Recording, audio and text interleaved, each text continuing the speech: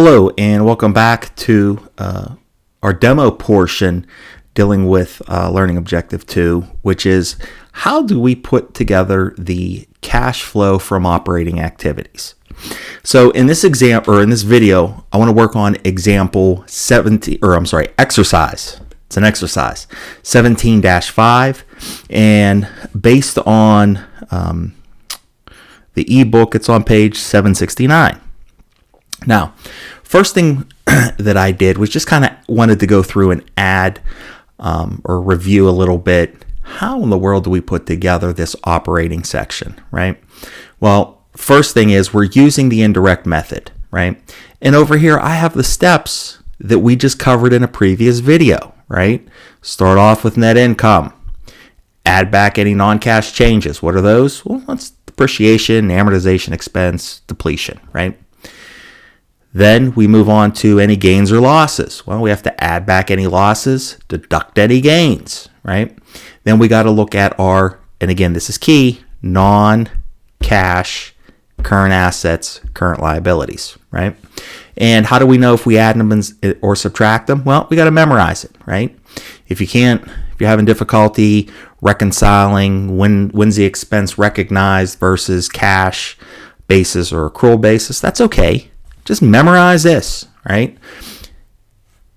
If the current asset increases, we have to subtract it. If the current asset decreases, we got to add it.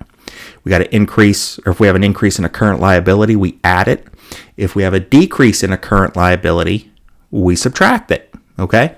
So I'm just going to get rid of this here because we don't need it. So just kind of an idea of what how I would study it. I would make a color chart, right? Makes it nice, easy to see. And I would just study that, memorize that, okay? What I want to do here now, I'm just going to come down here. Come right here, okay? And I want to work on exercise 17-5. Now, everything that's done in this video, I don't care what your problem is or that came out wrong. I don't care what problem you're working on, okay? These steps apply, okay? So, first thing I'm going to do, if we read the problem, they give us the current section of Scoggins Incorporated balance sheet, December 31st, 2016 and December 31st, 2017, right? They give us the net income, $153,000. It's an important number we need to know. They give us the depreciation expense. Perfect. They want us to prepare the net cash provided by operating activity section of the company's statement of cash flows for the year ended December 31st, 2017. We're going to use the indirect method. Well, that's great because that's all we're worrying about. Okay. So the first thing that I'm going to do is I'm going to go ahead over here and I'm going to list out my changes, right? Before I even get into the statement of cash flow, I'm not going to worry about setting that up yet. I want to worry about what are my changes in my current assets, okay? Cash. I do not care what cash is, right? Because the whole point of the statement of cash flows is to prove the cash balance. Since I'm trying to prove the cash balance, I'm not going to put any changes in cash in the cash account on that financial statement, right? Because that's what I'm trying to prove. And I'm trying to look at, trying to take that income statement and go from accrual to the cash basis, okay? So, say 2017, 2018, okay? Cash, sorry. Bear with me here for 1 second. There we go. Cash, I don't care. I'll put the numbers in. 105,000, 99,000.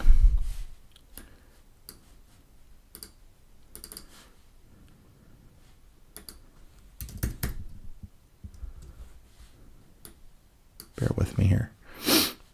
General. There we go. Okay. In fact, no, I'll leave them there. That's okay. So let's look at the first one we have is our accounts receivable, right? And they tell us that in 2017, it's 110,000. But in 2016, it was 89,000. Okay? So I'm going to compare what the difference is, right? 2016 minus 2010. Right? What happened? Well, it didn't decrease, it went up, right? So we have an increase in my accounts receivable. By the way, this is 2016. Okay, the next thing we have is our inventory, right? What's our inventory? Well, in 2017, it was 158,000. In 2016, it was 172,000. So we could see that our inventory actually decreased, right? So here I'm going to say increase. Here it decreased, right? It was $172,000 at the beginning of the year. At the end of the year, it went down to 158, so that's a decrease. Okay. Next, we have our prepaid expenses. All right. So what happened to our prepaids? Well, in 2017, we ended up with $27,000 balance. In 2016, or the end of 2016, we ended with $22,000, right? So we could see that what happened, our prepaids went up, right?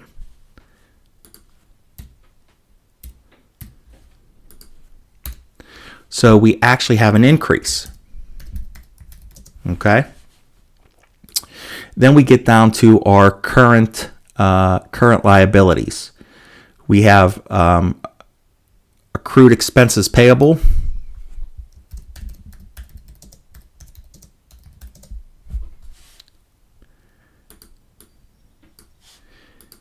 And we end the year with 15,000. We started the year with 5,000. Well, what happened? Well, it increased, right? It increased by 10 grand. So we have an increase. Okay. The next thing we have is our accounts payable. Well, our accounts payable ended at $85,000, but we started the year with $92,000. So what happened to our accounts payable? Well, they decreased, right? Was 92,000, went down to 85,000. So we have a decrease. Okay. Now, remember I said memorize this? So here we go. AR increases. What happens when a current asset increases? We need to subtract. What happens when a current asset decreases? Well, we need to add. And the prepaids went up by 5 grand, so that means we need to subtract it. Right? Cash went out the door. We didn't recognize the expense, but cash went out the door to increase that accounts payable. Same thing with inventory.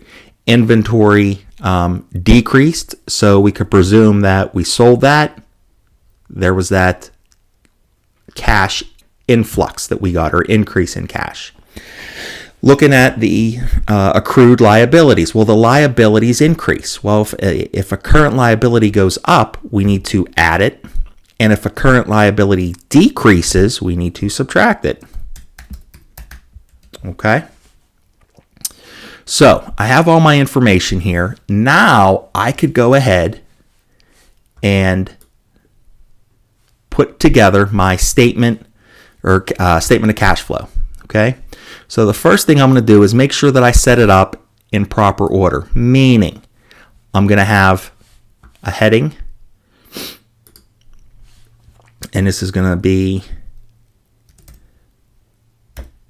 Skojan Company.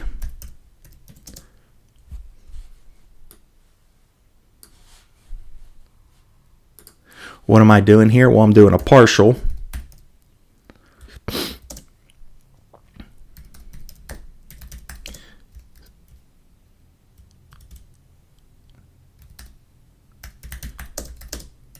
Statement of cash flow. And what year is this? Well, remember, it's similar to the balance sheet, meaning, or I'm sorry, it's similar to the income statement, right? It's not like here's your balances as of a specific point in time. It shows the changes over the year, right? So it needs to be for year ended December 31, 2017. Okay? So, got to put it in proper form, right? So, I'm going to say cash flow from operating activities. Okay? And then I'm going to come down and I'm going to indent. And I'm going to say, here's my net income. This is my starting point. What is my net income? Well, the problem already told us it was $153,000.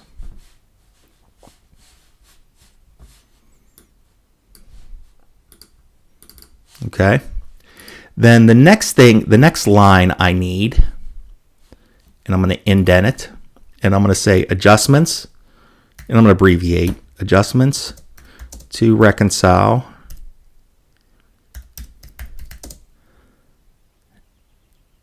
net income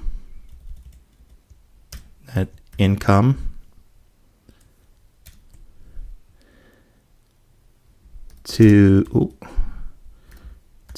net cash provided by operations. Okay. Ooh.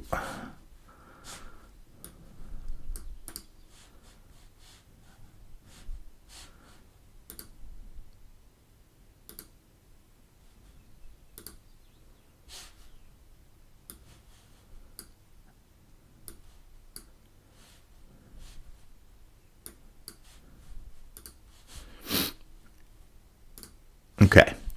And then I'm going to start off with, well, think back to here. I got to add back any non-cash expenses, right?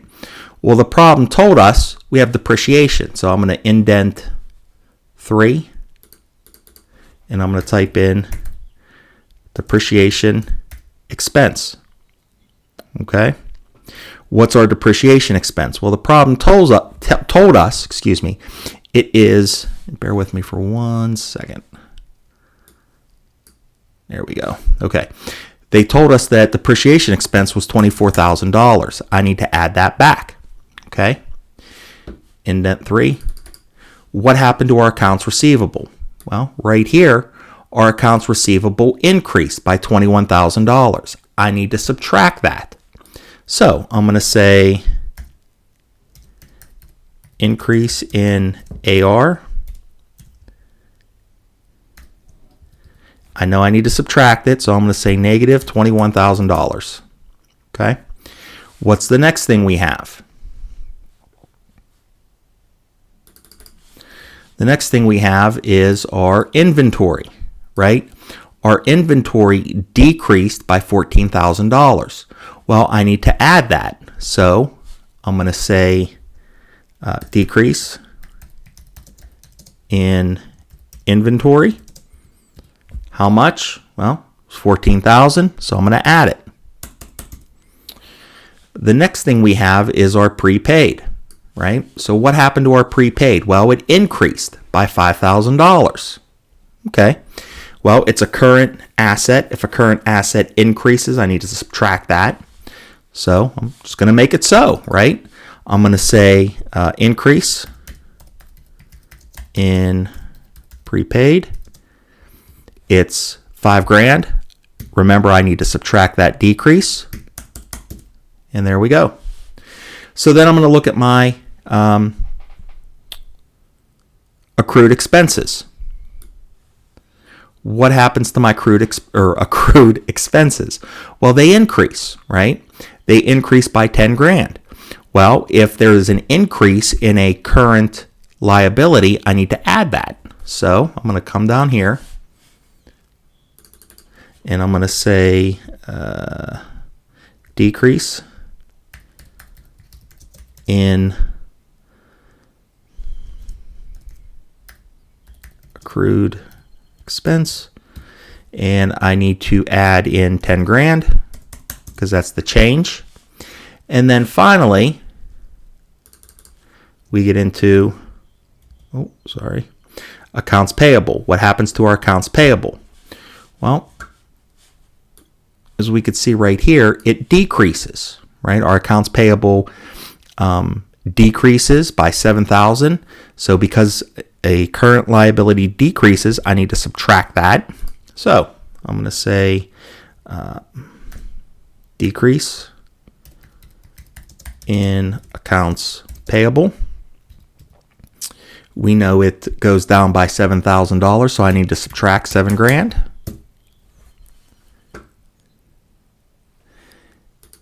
And I'm going to come over to my right column, and I'm going to sum all these up.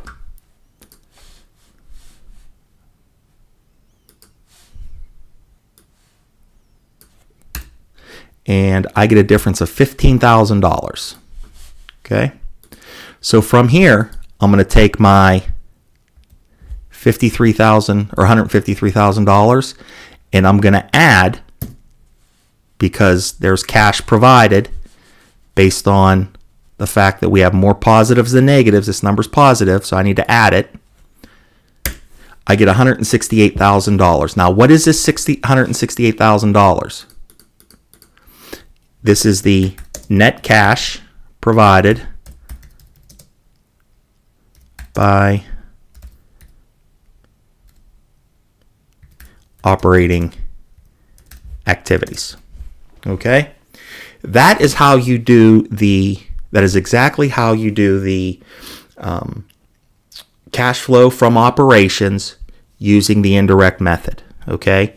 We went through everything, right?